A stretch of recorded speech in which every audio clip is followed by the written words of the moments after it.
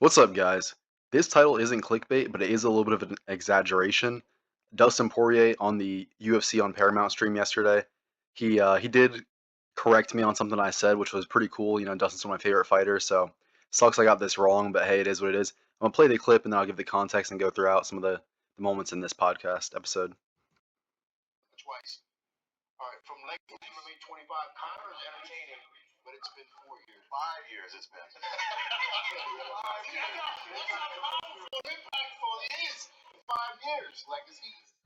All right, so this was referencing. I said Conor hasn't fought in 4 years. Obviously, his last fight was 5 years ago against Dustin himself. I did see that fight live, so Dustin, I apologize, for messing that up. That was on me. I typed that without, like actually sitting there and counting the years out. That's my bad. I promise you, I did watch that fight live.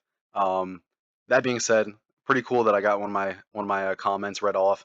So this was in reference to the panel was doing like a little game, I guess you would call it, where each fighter had to name their top 5 favorite fighters to watch. So they would all go through and then name their top 5, and Connor was in Dustin's. But starting off with Dean's, he has Alexandervolkanovski. Fair, definitely put him in mind. Volk is one of the most well-rounded, one of the best pound-for-pound fighters in the UFC. Love watching Volk every time. I mean, the UFC, what was it, 325 card? Pretty lackluster. The only fights I was really looking forward to were Salkilled versus Malarkey, and it definitely wasn't for Malarkey. Volk versus Lopez 2, which I know we all joke about Volk versus Lopez 2, 350, whatever. But anytime Volk fights, like Volk's name, he's the reason everyone tuned into that card. BSD versus Hooker was cool too, but obviously Volk is the man. That's who we all want to see. Ilya, of course, 3-fight crazy knockout streak. Dominated Josh Emmett. Absolute phenom in the sport. Pound for pound number 2. Love to see Ilya. Manel Kopp, he's another exciting fighter. Most recently knocked out Royval. I think it was like December of last year. He's set to fight Horiguchi. Horiguchi's, another beloved flyweight. Everyone loves him. Could fight for the belt very soon. Joshua Van, another guy that's growing on me personally. He was outstruck by Royval, but dropped him in the fight. Showed a lot of heart. Got the title shot. Don't like the way that went against Pantoja, but since then, I mean, he's definitely he had a great performance against Tyra. Any doubt I had in my mind about Tyra or Van not being well rounded, I think him stuffing some of the takedowns, plenty of the takedowns of Tyra and surviving and going on to win that fight shows me everything that I need to know to be a Joshua Van fan. I do dislike how he celebrated the Pantoja win, but the fact that he showed as much heart as he did against Tyra, that you gotta respect it, man. And then finally, Aljamain Sterling. Sterling put on one of the best fights I've seen this year, Sterling versus Alal. It was one of the most exciting fights for me personally to watch. Now, not a whole lot.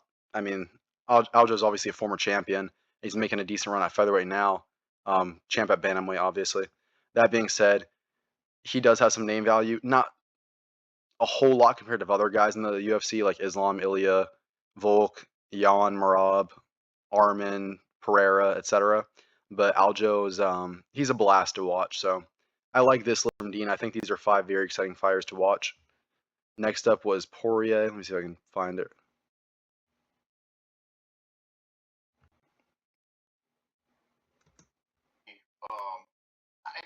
All right, so Pereira, of course. Who doesn't watch Pereira fight? I mean, knocks out everybody he goes against except for Ankalaev in his last 2 fights. But one of the last 2. He just knocked him out in 80 seconds at 320. Pereira's an absolute beast. Could become a 3-division champion. Who doesn't watch him? Ilya, I already said. Gaethje, he's another one. He's the guy who you always expect violence with. You always expect amazing fights, crazy moments. And then Holloway. Love Holloway, so got to put him up there. He's of the 5, I'm probably the least excited to watch Holloway, but I still love him. I mean, I made a video specifically on him. That's something I've only done for like 3 other fighters. I love Holloway. I own a T-shirt of his. Every time he fights, I do watch it live. So I made it seem like I'm not a huge fan of Holloway's, but I am. So that just goes to show how much I do love watching all the other guys fight as well. So number 3, Conor McGregor. Obviously, this is a little bit of an outlier. See, I was under the impression when they first started in this segment that it was only current fighters, which led me to comment, hey, come on, bro, it's been 4 years since he last fought, which Poirier corrected me and said 5 years, which was pretty cool. Ironically, I did watch that fight live against him and Conor. So Conor, one of the most entertaining fighters of all time. He's so entertaining, you don't even need to put him in the octagon. Like, Conor goes viral for the shit he does outside of the octagon, and we all love to see it, man. I mean, just riding his bike down the road, and then someone sees it and notices him, becomes a viral clip. Whenever he was promoting that one match, I think it was BKFC, and the dude gave the cannoli to his opponent that smacked it out of his hand. Conor was just in the background laughing. That went viral. Conor, he doesn't even need to touch the sport to be viral, and so I definitely would put him in my list. I just didn't think this was about current fighters, so that's my bad, Dustin. Next up, obviously, these were all very exciting fighters to watch. Next up was Jorge Masvidal. Let me see.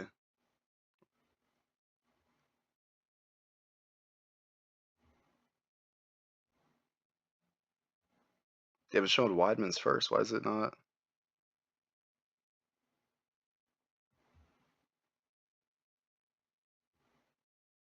No, I can't find Masvidal's now. I remember it.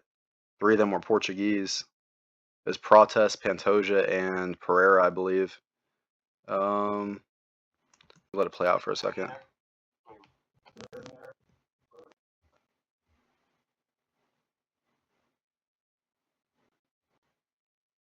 See a guy work through it a little bit.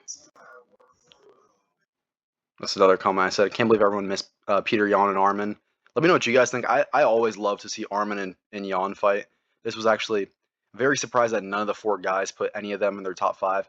Obviously, there's a lot of overlap with guys like Ilia, Pereira, Volk, etc. But very surprised that Yan didn't make it. He's one of the most technical fighters in the UFC.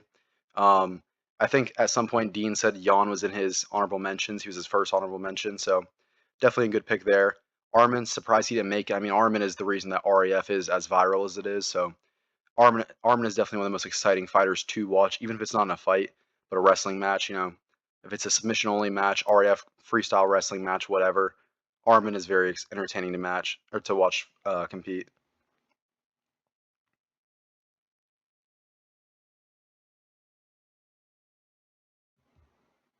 All right, so this is Weidman's list. Pereira again, Ilya again.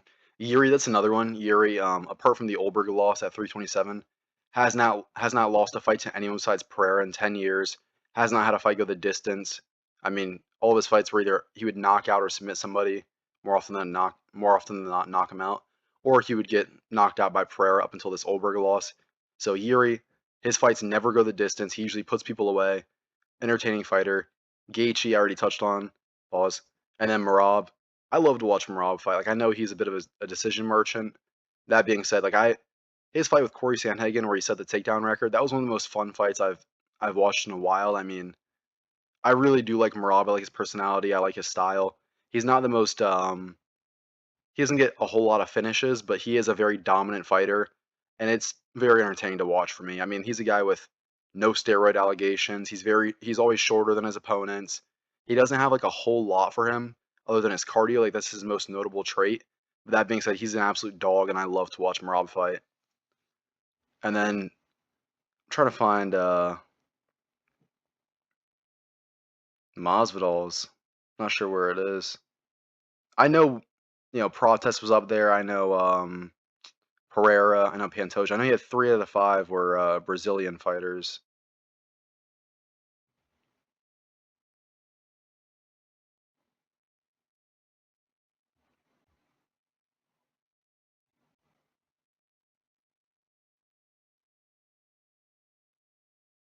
Oh, I guess it was before Poirier's. Wow, I did that backwards. Oh well. Ilya, of course. Protest, yep, especially after that JDM knockout. That was a crazy fight. Pereira, Pantoja. The only 2 I haven't spoken on are Pantoja and Protest. Protest makes sense. I mean, he puts everybody away. The guy's an absolute animal, especially after that JDM fight. The Ian Gary one was a bit of an outlier, but hey, everybody gets one. I mean, Islam has a loss on his record. Jones has a loss. GSP has a few losses. So, got to give Protest some slack for that. The Leon Edwards fight was extremely entertaining. He became a meme in one of the moments where, he had Leon as a backpack and he was getting hit in the face, did not care. And Pantoja, extremely dominant fighter. Love to watch him fight. Sucks he lost to Van the way he did. That being said, puts Kai France away, puts away who? Urseg, Asakura. Like, Pantoja's lapping his division. He had 9 wins over or what? I'm sorry. What was it? Yeah, it was 9 wins over guys in the top 10. I mean, I think he's beat Royval and Moreno 5 times between the two of them. 2 wins technically over Kai Kara France, 1 not in the UFC. Just absolute beast. Loved to watch Pantoja fight. He's one of the most well-rounded fighters in the UFC. I know I say that for a few guys, but Pantoja's definitely like a top 5 most well-rounded fighter in the UFC. So always entertaining to watch him fight. These were some great lists. I think, yeah, I think I agree with all these. I mean, everybody named some very entertaining fighters. So my bad, Dustin. I thought it was current fighters only. That's why I said what I did about Conor. And then the 4-year thing, where I was trying to get my comments off in a hurry. You know, I was there. I promise you, I watched the fight live. So no disrespect. Shout out to the Deep Waters podcast. If you have not watched any episodes, you should. You're missing out. And like I said again, genuinely surprised Jan and Armin didn't make it, but it is what it is. Like, comment, share, subscribe, and I'll catch you in the next one.